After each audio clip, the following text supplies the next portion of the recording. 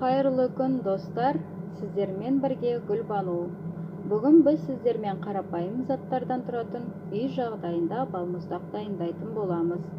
Дәмі балаларыңызға ұнайтынына кепілдік беремін. Видеоны соңына дейін көріңіздер. Егер ұнап жатырса, комментария қалдырып тіркеліп кетуді ұмытпаңыздар. Құрамын описание бөлігіне жазып қоятын боламын. Барлығын видеодағыдай біркелкі етіп араластырамыз. Қолмен немесе миксермен араластырыңыздар. Ең бастысы түйіршік қалып қоймауын қадағалаңыздар, достар. Мінекей барлығы дайын болды. Енді осыны тоңазытқышқа салатын ыдысымызға құйып, бетін жауып 4-5 сағатқа қойып қоямыз.